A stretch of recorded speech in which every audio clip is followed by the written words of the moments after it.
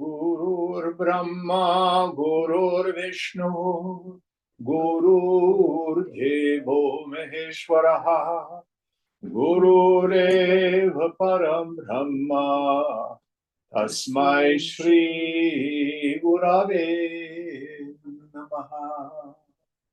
Chinmayam Vyapyat Sarvam Trilokyam Sacharacharam Tatpadam Darshitam Yena Tasmai Sri Gurave Namaha. Tvameva Mata Cha Pita Tvameva Tvameva Bandhuscha Sakha Tvameva Tvameva Vedyanam Tvameva Tvameva Sarvam Mama Deva Deva Tvameva Sarvam Mama Deva Deva.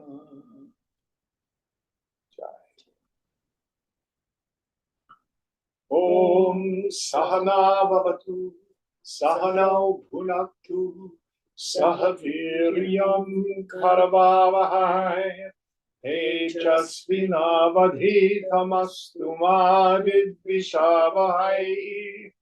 Om Shanti Shanti Shanti.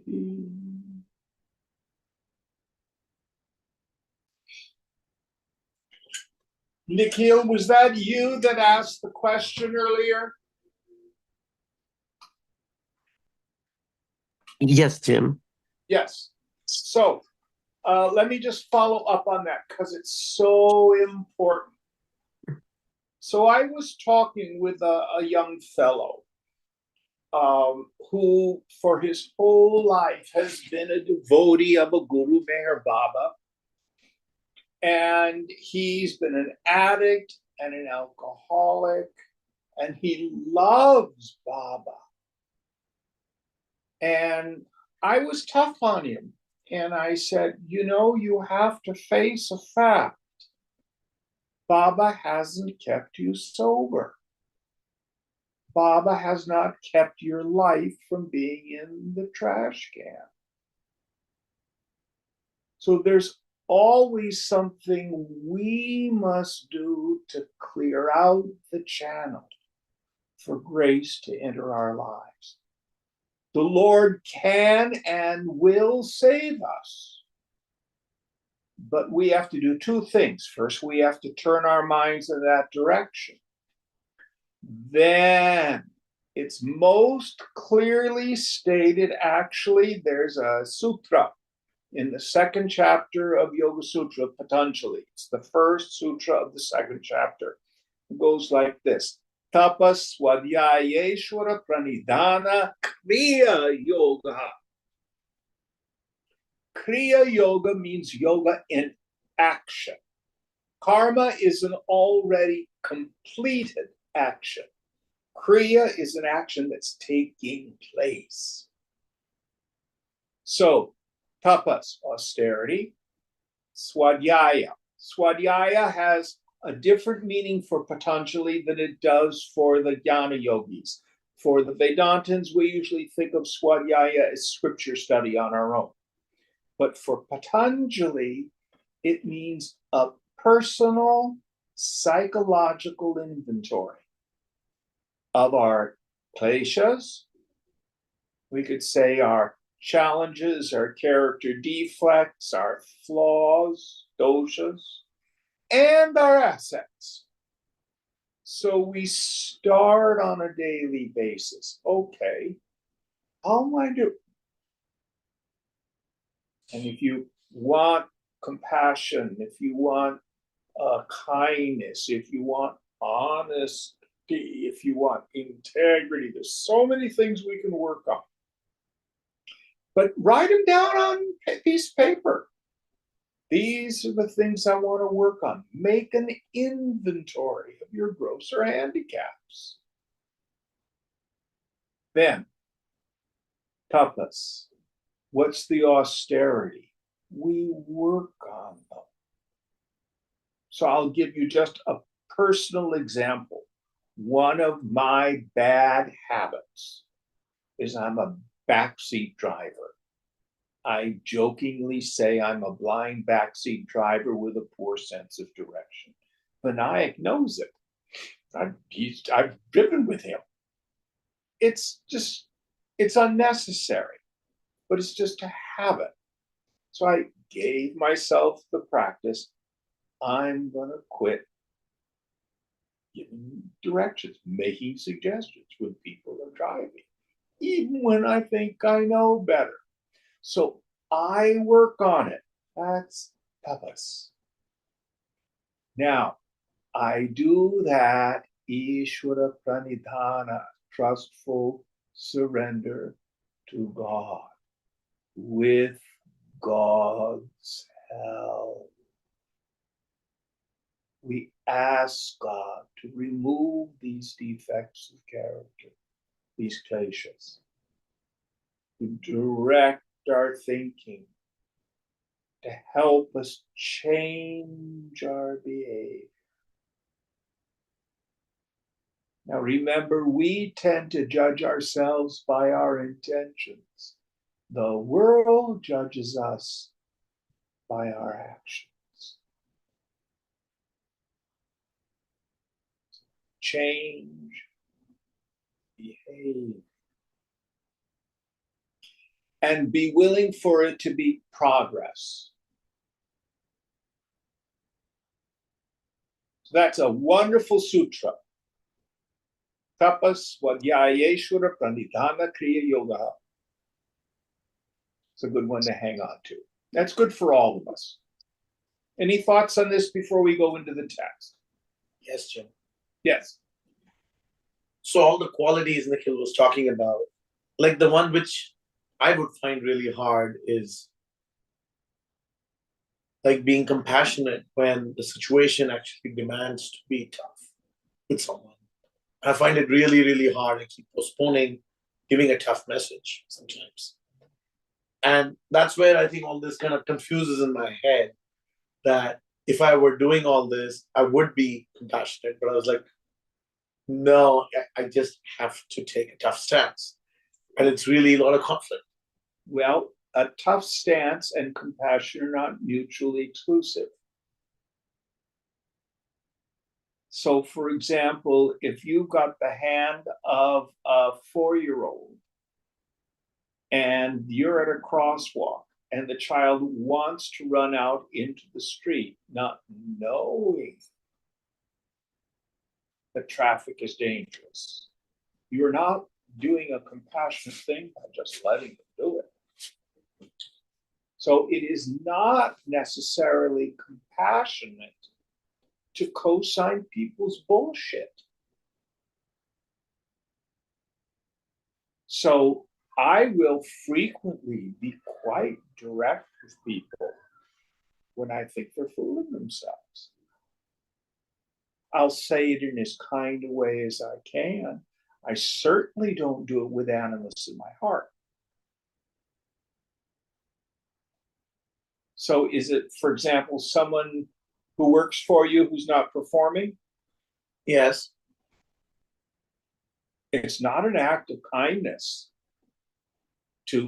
for you not to say anything.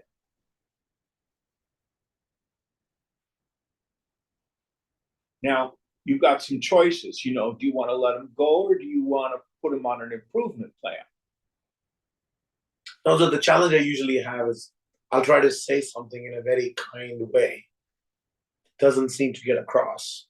Yeah. And then I just say it in a very kind of clear, but in a way that they may not hear in very. Just because they don't like it doesn't mean you're not being compassionate. For example, my little brother had a really bad skin cancer, which he avoided taking care of. So he goes to the dermatologist. The dermatologist says, I'm going to have to cut this out and sew it up. It really hurt. Should the dermatologist have said, oh, just go ahead and put a bandage on it and ignore it? Is that compassion for the doctor to do that? No. We should always be direct with people.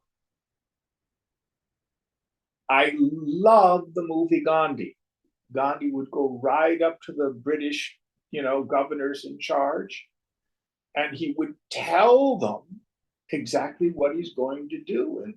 And do you want us to just pick up and walk out of India? Yes, I do. It's not your country. But he didn't yell at them. He didn't scream at them. He didn't want to blow them up. But he was in no way passive. Does that make it a little clearer? Yeah.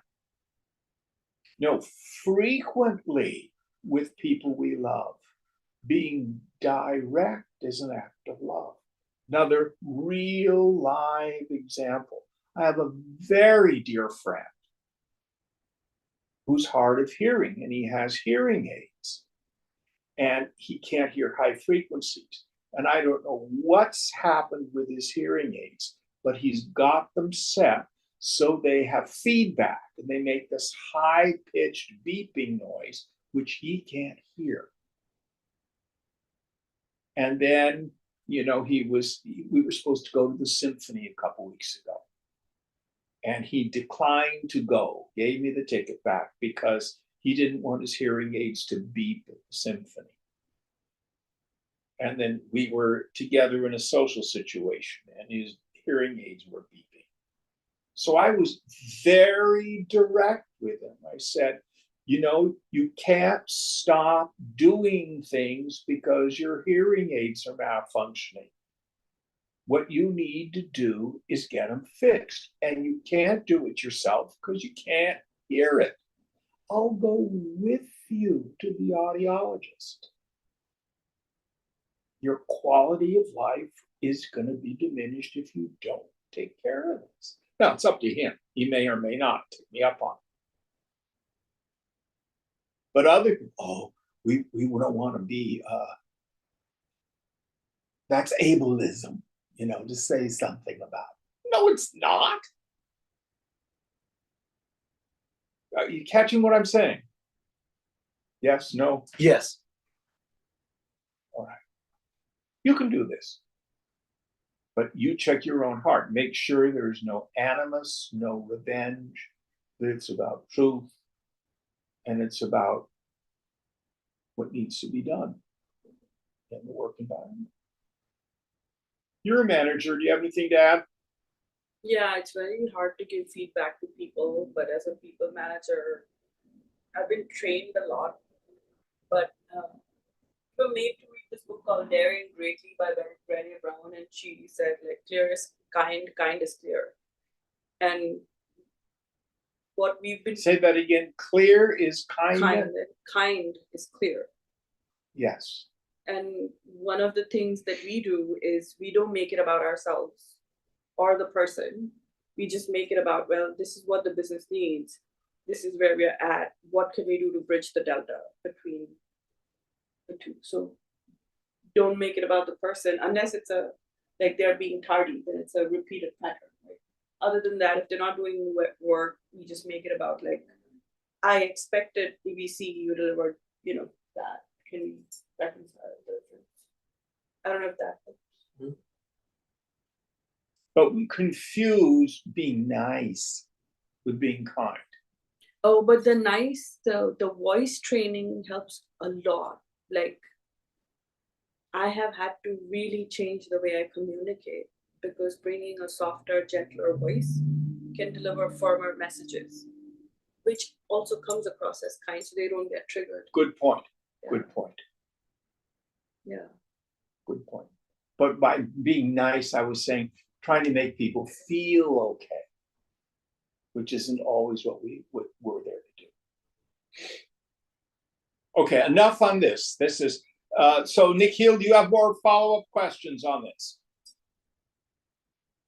Yes, Jim, but I'm going to let this sink in and I'm going to ask them next time. Yes. All right. Log in early. I'm on by 15:15. So if you Okay. have questions, log in then. Okay, All right. sure. What verse are we on? 16. 16 in chapter 12. अनपेक्षा शुचिर्दक्ष उदासीनो गतव्यथः सर्वारंभ परित्यागी यो मद्भक्तः स मे प्रियः. He who is free from wants, pure, alert, unconcerned, untroubled, renouncing all undertakings or commencements, he who is thus devoted to me is dear to me. So again, reviewing our point, it is not that Krishna is up there looking at us and saying, okay, Deepa's doing pretty well. Grace. Vinayak, he's screwing up. Whack. No such God. No such God. The love of Krishna, the love of God as you understand God, your Ishtadevata, is a constant. You don't feel close to God who moved. So it is our kleshas, our ahankriti in its various forms that shuts us off, that cocoons us from the sunlight of the Spirit, from the flow of grace. Always understand that. This is the value of prayer. Prayer doesn't change God. Prayer changes the one who's praying. It is a way for us to tune the heart and the mind to the infinite. So here, Lord Krishna has given us a series of practices. This is the tapas we've been talking about. So let's break down this verse and look at the practices. First idea? He who is free from wants. Yes. So the essence of my suffering is kama, craving, spriha, longing, vancha, wanting. Now, any one of us can tell the difference between a preference and an insistence.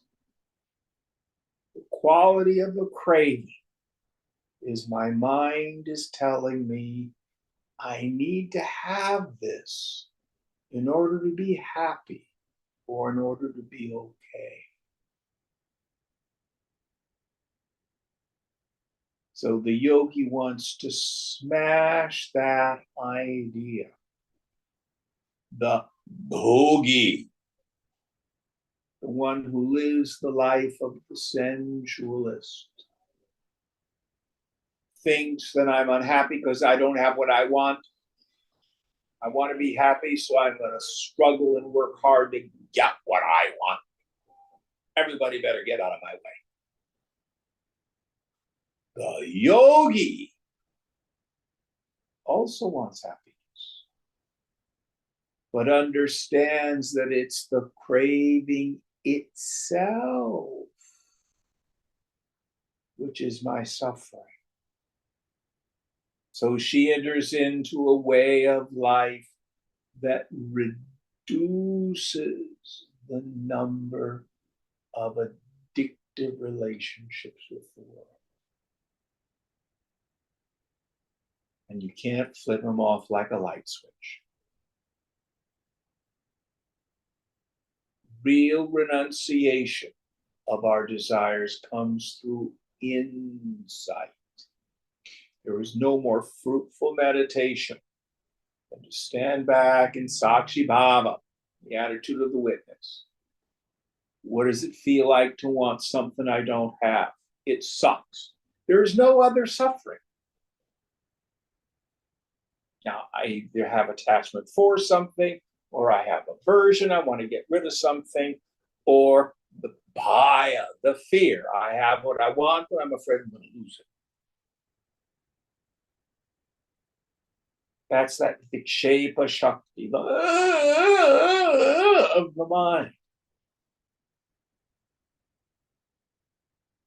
And my mind tells me I have to have that in order to be okay. Yoga says, learn to drop it. Give it up. Next idea. Pure. Shuddha. Pure here doesn't mean a goody-goody. At a surface level, yes, don't live like a pig. Don't eat too much, don't eat too little. If you want to have a more sattvic mind, have a more sattvic diet. Don't sleep too much, don't sleep too little. Get exercise. Meditate, pray.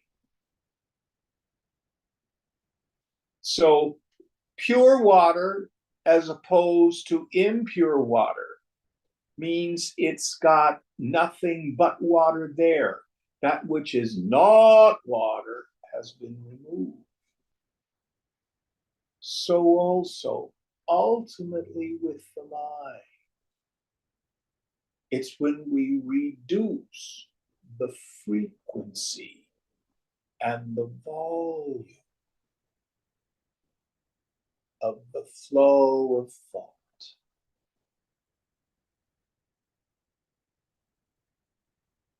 I was working with a student this morning. Last weekend, he was away on a 4-day Buddhist Vipassana retreat. And he came back, and at least for the first day or so, he could still feel the space. But in time, his vasanas got triggered, and he's back to busy all the time.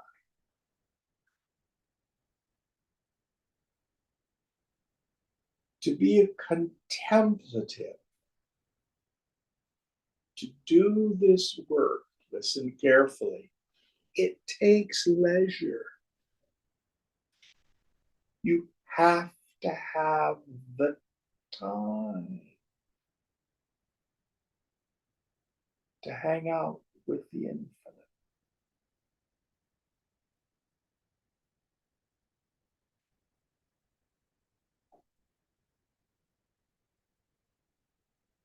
Okay, next idea. Alert. Yes. Most of us move through life in an unconscious way. I always think it's funny, you go to a restaurant and people are eating at the same time, they're going like this on their phones. They're neither being present to their dinner guest, nor are they being present to their food. They're just totally distracting themselves with social media. They're not alert. Even in the workplace. How many of you who are managers have had a hard time getting employees to check your results? was terrible at that in school. Had a great aptitude for mathematics, and I'd always be too lazy to check my computations, check my homework. Anybody else have that one? Yeah. I'm not alert. I'm not thorough. I'm not attentive.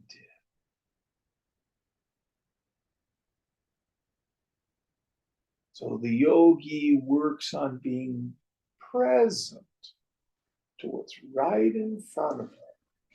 Swamiji always used to say, put your mind where your hands are working. When you're washing dishes, you're doing nothing but washing dishes.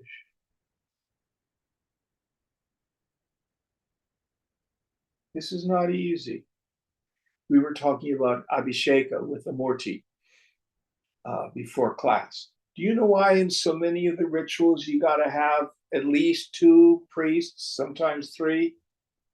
Because if one stops chanting, the other You continues. got it. He gets spaces out. He forgets where he is. Not alert, not attentive.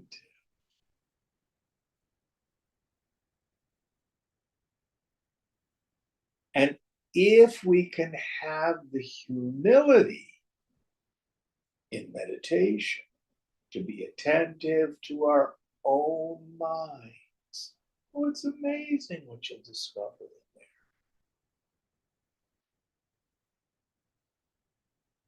there. Next idea.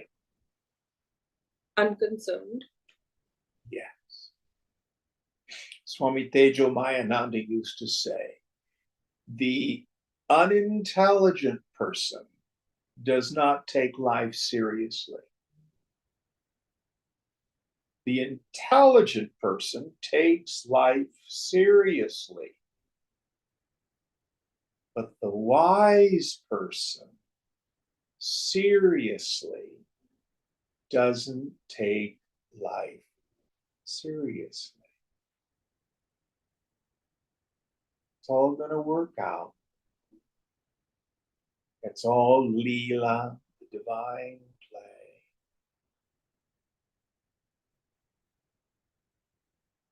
It's not my job to fix other people, to rescue them. Do what I can, let them go.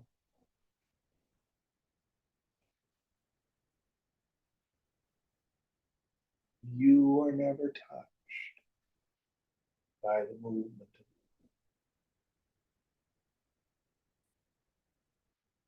Age helps us with this. You know, I talk to a lot of young people who are really quite upset about the politics of today. Now, I pay attention to it. I know what's going on. But I'm an old man. I remember the 60s. when, for God's sake, they used to shoot politicians. Martin Luther King, John Kennedy, Robert Kennedy, Medgar Evers was killed. I mean, it was a lot worse then. Vietnam War. Been through Korea, been through Afghanistan, Iraq. Seen so much. Various politicians coming and going. Get a perspective. We want to be attentive, but don't let it rob your serenity. What we need to do is, it's a choice, it's a decision. Make peace of mind your most prized possession. Nobody in this world can make me feel or think anything. I have to buy into it.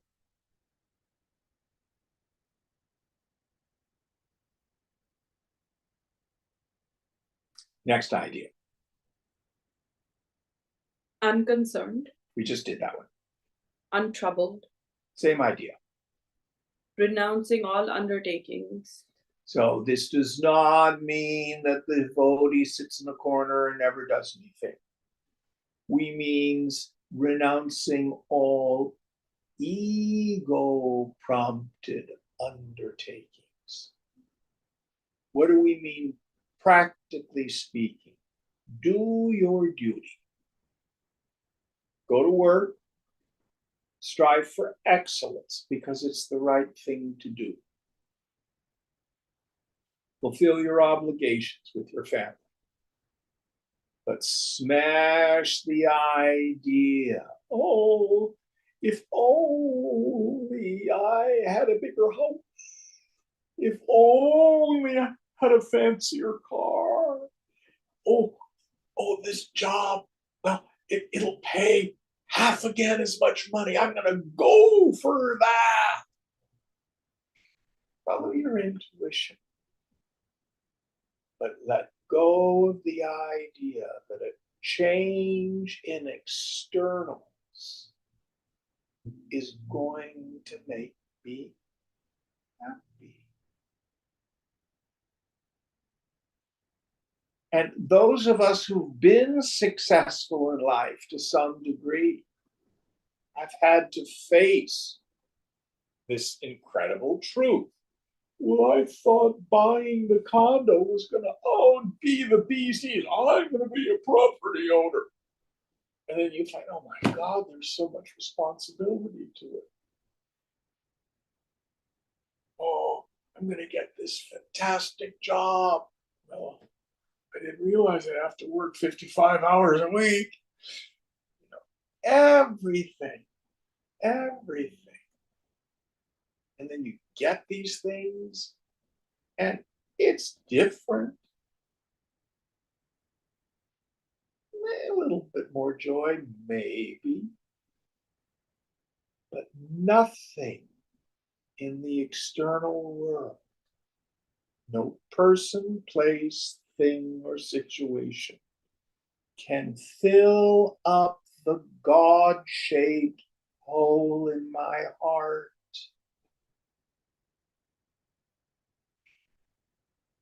Saint Augustine of Hippo said, "Thou hast made us for thyself, O Lord, and our heart is restless until it finds its rest in thee." World's just too little.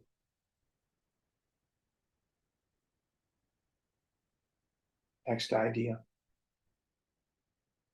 He who is thus devoted to me is dear to me. Yes. So these are the things we do to invoke God's grace. What does it mean that we've done? We're clearing out the channels.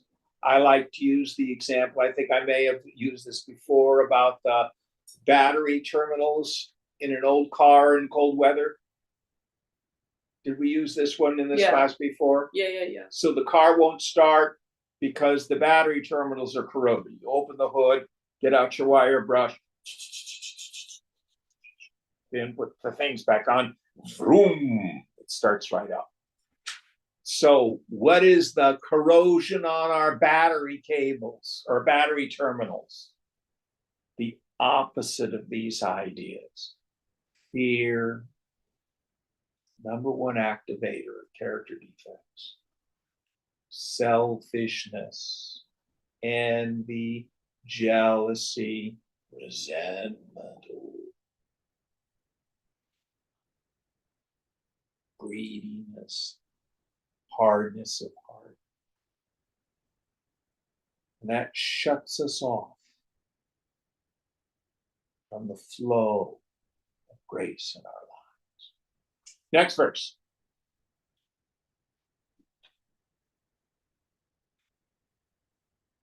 Yo na rishyati na dveshti, na shochati na kankshati, shubha shubha parityagi, bhakti manya same priyah. He who is thus devoted to me is dear to me. Next verse. Next verse. He who neither rejoices nor hates, nor grieves nor desires, renouncing good and evil, full of devotion, is dear to me.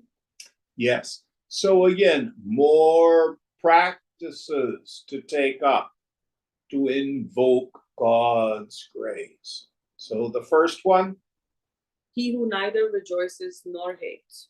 so what we need to do is give up unhealthy attachment to people on one side and hatred, deeply rooted resentment on the other side. Again, true conversation I was having with someone this week. So they were in terrible trouble financially. It's a Westerner who met this Indian girl in an ashram, fell in love with her,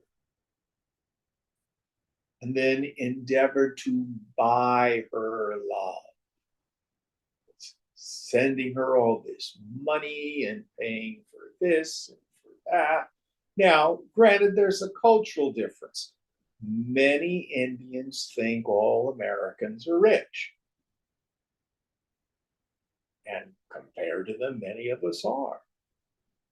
But this fellow was in love with her. And he spent money he didn't have trying to buy her affection.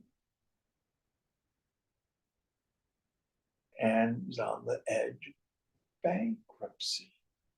Totally wrecked his life. And you know what he did? Blame her.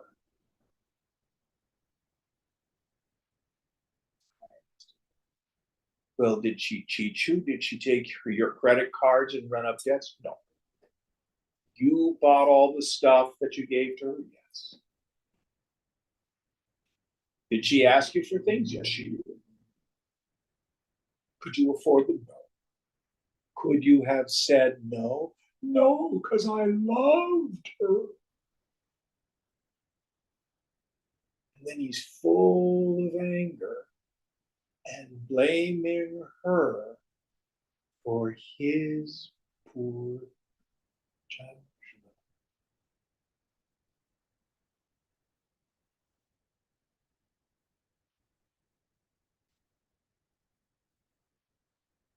Nobody has the power to make us feel anything. We have to own our own mistakes.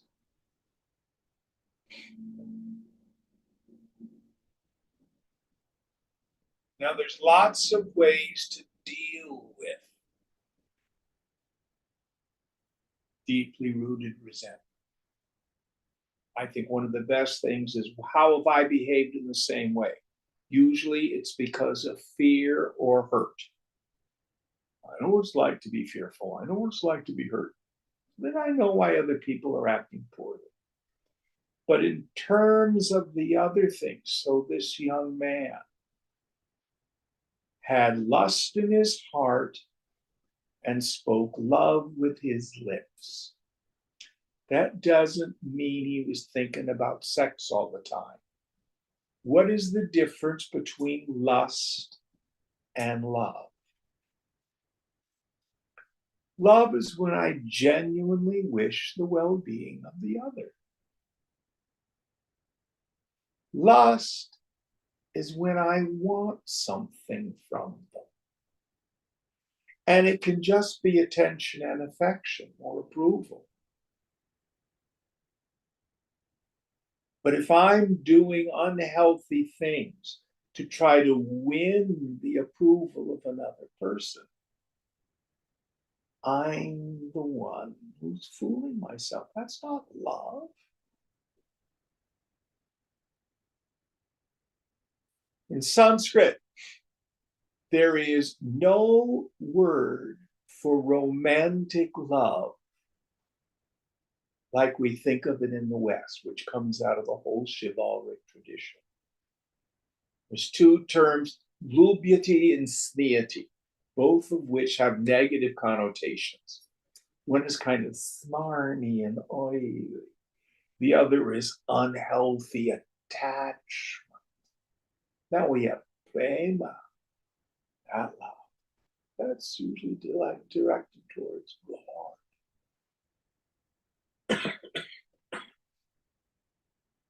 We grow in love with another person, which is largely rooted in acceptance.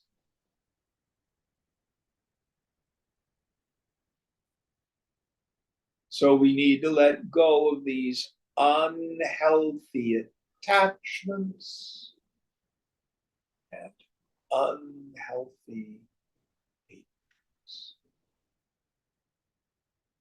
Any thoughts on this? Next idea.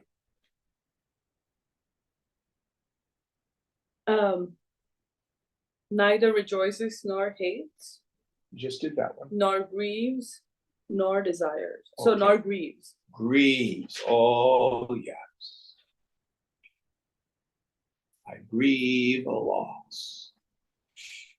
So we go all the way back to 2nd chapter, 11th verse, where the whole teaching of the Gita starts. Krishna says, you grieve for whom you should not grieve, though you speak words of wisdom, meaning the things you've said are logical. The wise grieve neither for the living nor the dead.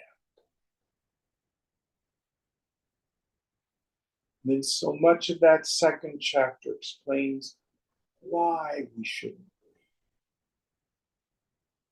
First, most of the time we grieve because of our unwillingness to face the reality of the fundamental impermanence of all name and form.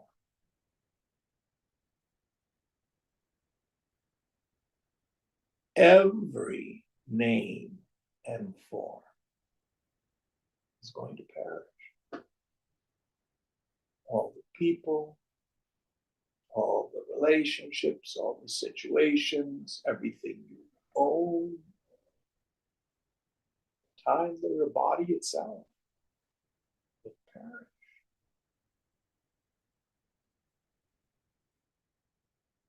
Now, this shouldn't make us nihilistic and fearful. It means cherish life, but let go. I'm always amazed, for example, when I talk, it's mostly young people. Well, how's your sister, or how's so and so and such and such? Oh, I'm not speaking to them. Stupidest thing in the world.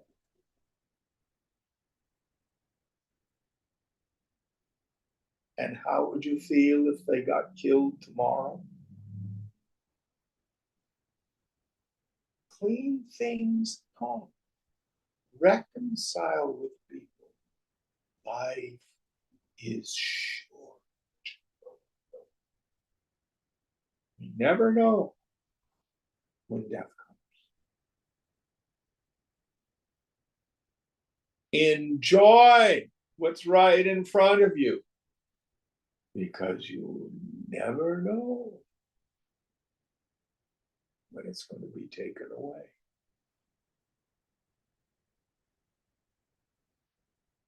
It's funny. We had a very visceral lesson in this when I was in the ashram way back in the 70s. We had two ways of raising money to support the communities. Our house in the Hague, we ran a catering business, but the house out in the avenues had a little antique furniture shop. and they would find old antique furniture and refinish it. So one of the things that was kind of cool is we always had like really nice antique furniture in our rooms. But you never knew when you'd come home one evening and all your clothes would be piled on the bed and your dresser went to the store. You know? Enjoy, but no attachment. Always.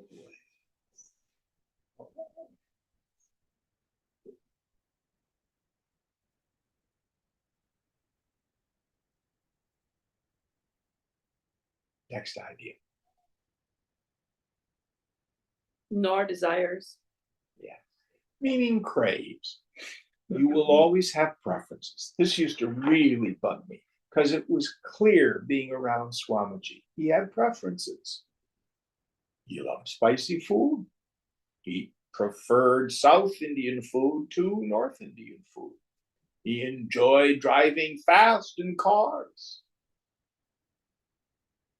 He enjoyed the Himalayas. He enjoyed good classical Indian dance and music and things like that. He was a cultured man.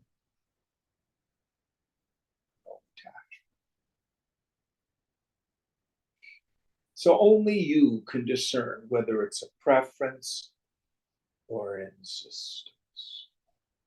Next idea. Renouncing good and evil. Yes. The world simply is.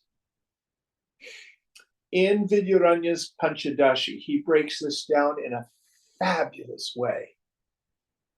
He says this idea of sankalpa, the projection of mind, happens at two levels. First is the cosmic projection, the projection of Ishvara, who has projected the stars and the galaxies and the earth and the mountains and the rivers and the weather and the snow and the rain and etc.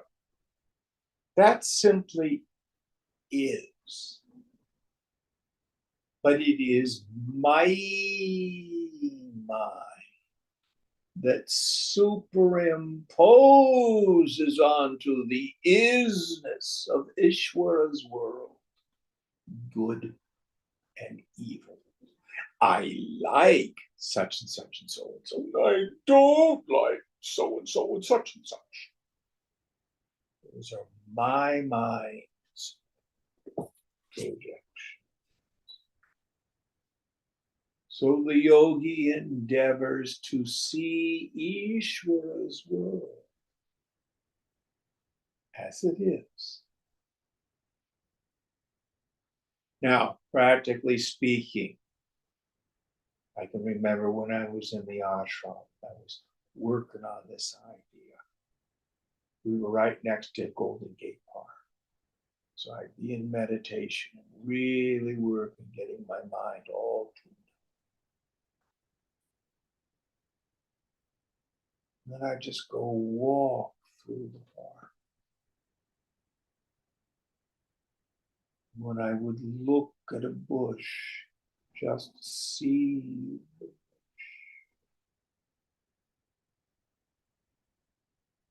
And then look at gravel on the path. Just see the gravel. And then if there were a candy wrapper, just see it. Or the people playing baseball, just see the people playing baseball. Without the superimposition, all the stories that go on in our minds, takes enormous concentration. You can do it for 5 or 10 minutes, you're doing very well. Eventually, we expand those.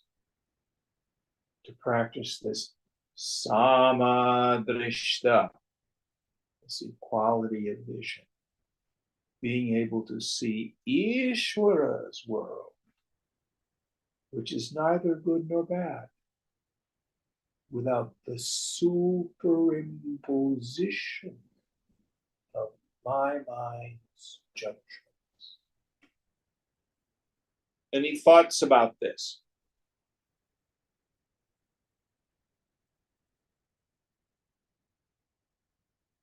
Now, that doesn't mean we don't evaluate. So, for example, back to what we were talking about earlier, if there's a worker who's not performing up to a reasonable expectation, that's just how Ishwar has created the world. So you address the problem without the superimposition. They're a terrible person. They're a bad worker. And all that story. Does that make sense? Very hard to do. And I think the kinds of things in your training help bring that idea into fruition. It's another way of phrasing. All right, next idea. Full of devotion is dear to me. Full of devotion. In the beginning, we may enter into the spiritual life to try to improve the quality of my worldly life. I'm depressed. I don't know what to do about work. I'm having problems in a relationship. I'm having a health crisis. Maybe meditation will help some. No blame. But if we are steadfast, at some point, everything flips on its head. And we see that the goal of life is God consciousness, is self-realization, it's moksha. My job and my relationships, my family, are where I work out these issues. So for the mumukshu, the seeker after liberation, every experience is an invitation to yoga. Now, the Lord is very efficient. Let's say I have an attachment. A situation arises, and I'm not conscious or alert enough to see the yoga and do the tapas. Guess what the Lord does? Think. What do you think happens? He brings it around again. Oh, you missed it. All right.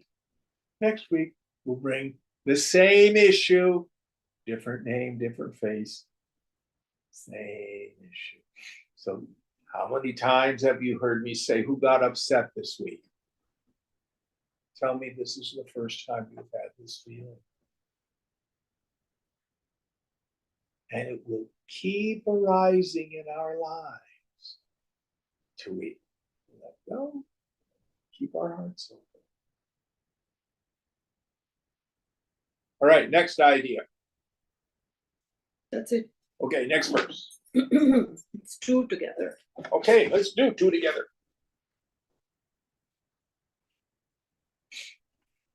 Sama shatro cha mitre cha tatha manapamanayo shitoshna sukha dukkheshu samasanga vivarjitaha tulya nindastuti maurni. Oh wow. Tulya nindastutir mauni samtushto yena kenachit aniketaha stiramati bhakti manye priyo naraha. He who is the same to foe and friend, and also in honor and dishonor, who is the same in cold and heat, and in pleasure and pain, who is free from attachment, to whom censure and praise are equal, who is silent, content with anything, homeless, steady-minded, full of devotion. That man is dear to me. So again, another list of practices. Let's parse them. The first idea, He who is the same to foe and friend. yes. Again, not so much being concerned about how I feel. It's how I act.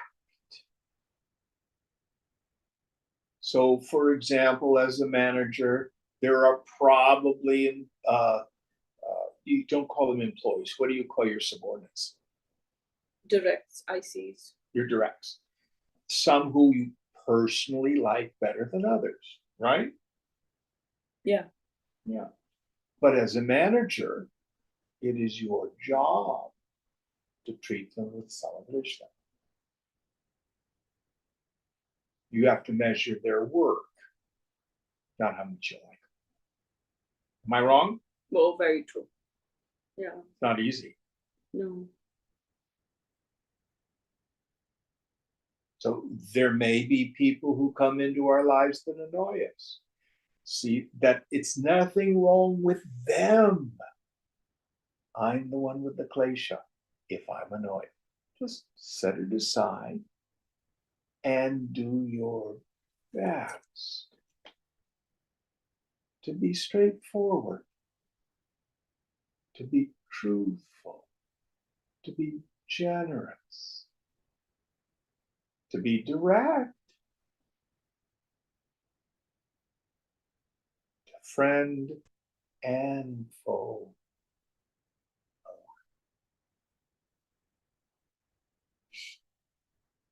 Next idea. And also in honor and dishonor. Yes. So we will get our allotted dose of praise and censure in life. The person who moves through life with praise, approval being their spiritual coin, really an unhappy person. Strive for excellence for yourself. Do good for yourself. Be a person of integrity for yourself. Let both praise and criticism just pass through. You want to have a mind like a sieve. Let all that praise and that criticism pass through.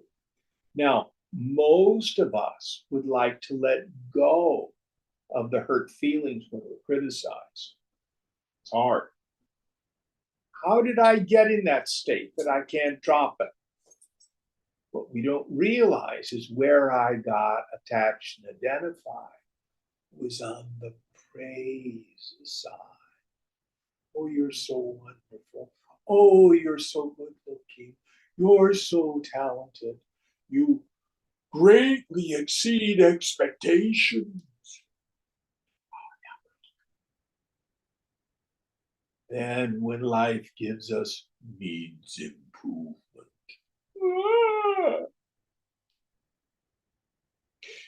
doesn't mean we don't pay attention. Someone says, oh, you really did a good job here. Be polite, thank you. Okay, and you look at what you did.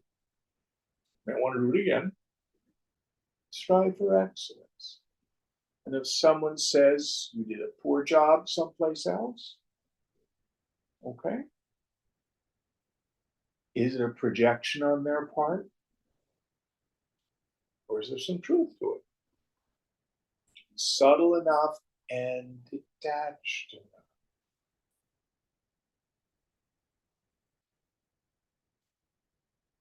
And if people are attacking you personally, it's really more about them.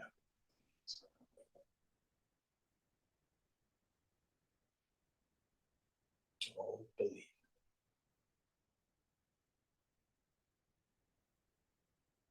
Next idea. Who is the same in cold and heat? Yes.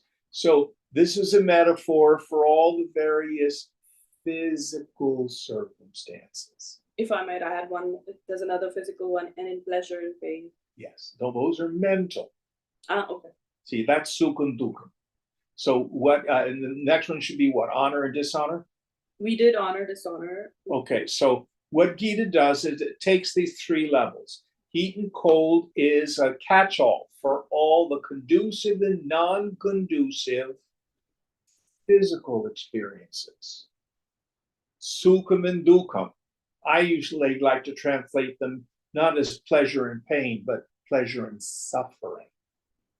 Just a difference in translation. Those are mental reactions to conducive and non-conducive environments. And then honor and dishonor are the intellect's judgments. I'm okay, I'm not okay. So stand back in the attitude of the witness, Sakshiva, and just watch. Try not to run from the unpleasant and cling to the pleasant. Let it just be.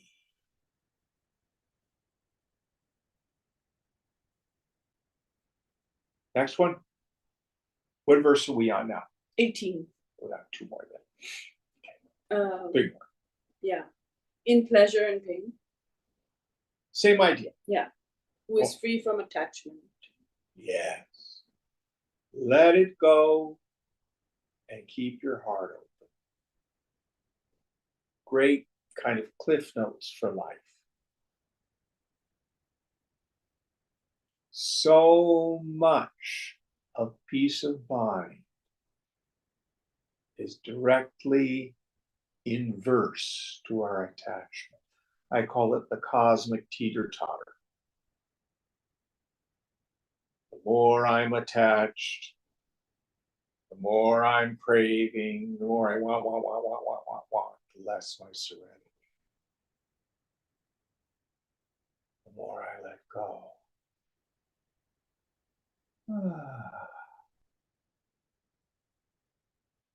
Lose my peace. Choose.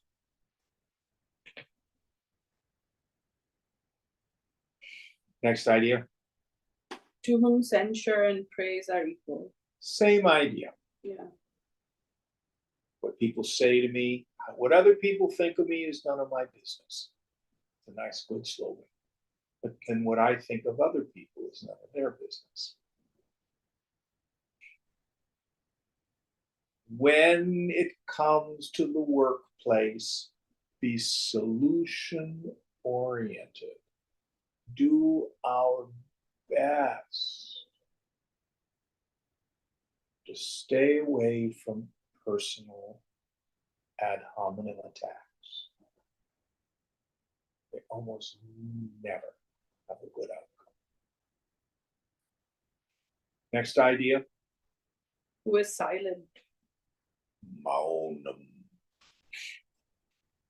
One of the forms of that same word is muni, which we call lies.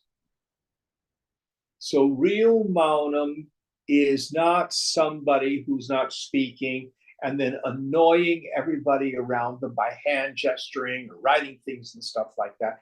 That's not maunam. That's obnoxious. But what you can do, for example, is make a decision to say, okay, I'm keeping silence for the first half of the day.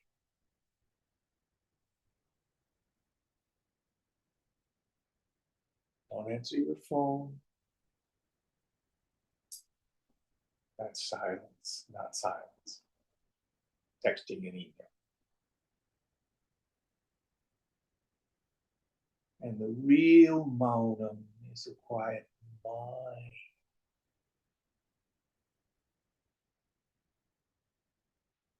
Because the truth is known in the thunder of the silence.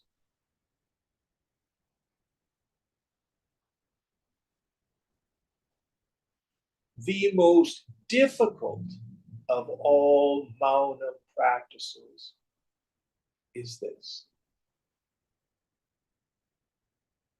Don't give your opinion unless somebody asks for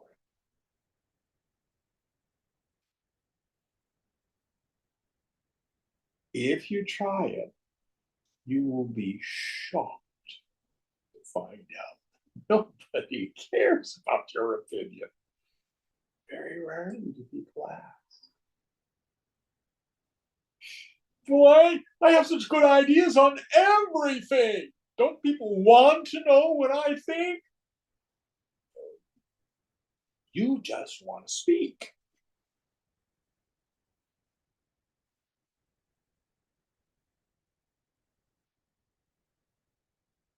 Another Maunam that's difficult. Speak when someone talks to you. Respond appropriately. Otherwise, no.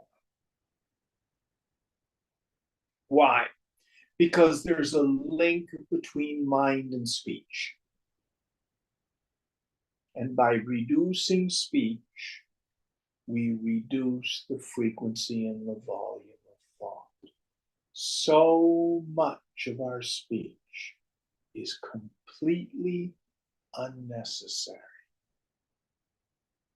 It's an attempt to engage. It's an attempt to get attention.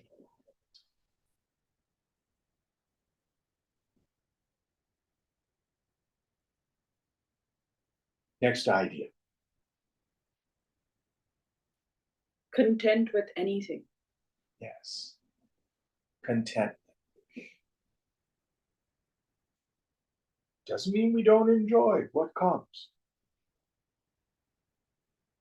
But we don't go out craving for stuff. And it tends to simplify our lives. There's no virtue in poverty per se. No one thinks about money more than an impoverished person. To a starving man, God is bread. But there's great value in simplicity because there's space in our lives. Next idea. Homeless. Aniket. Yes. So the woman or man of wisdom is content wherever they are.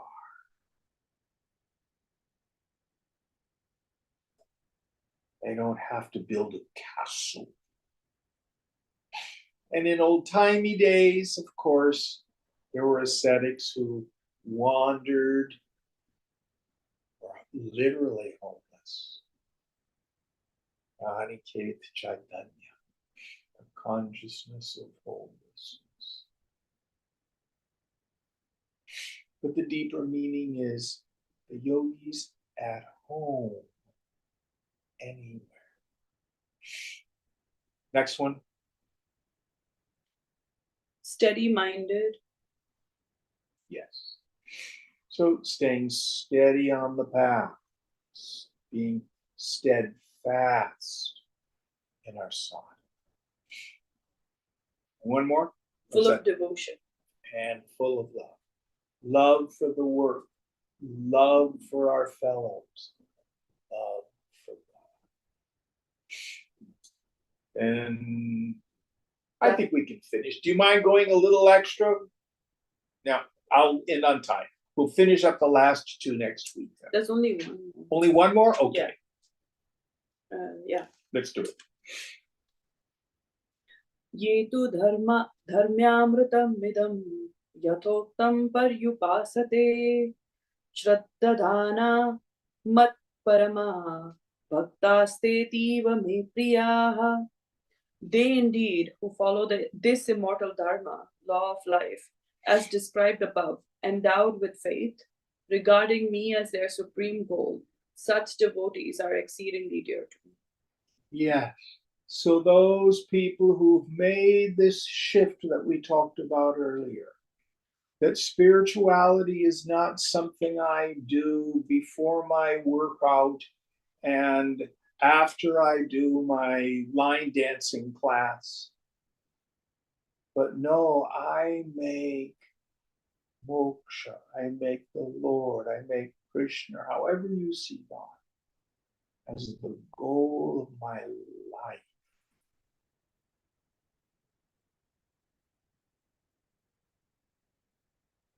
The dharma of a human being is God realization. That's what we're here to do.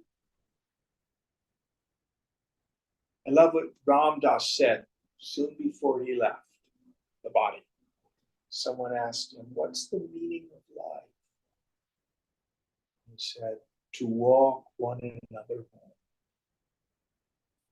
That's what we're here to do.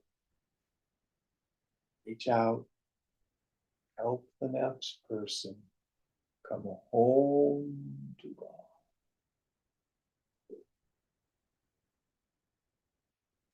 Okay, there's a little Upanishad in the morning. Yeah. Om Tatsaditi Srimad Bhagwad Gita Supanishatsu Brahma Vidyayam Yoga Shastre Shri Krishna Arjun Samvade Bhakti Yogo Nama Dvadashodhyayah. Thus, in the Upanishads of the glorious Bhagwad Gita, in the science of the eternal, in the scripture of yoga, in the dialogue between Sri Krishna and Arjuna, the 12th discourse ends, entitled The Yoga of Devotion.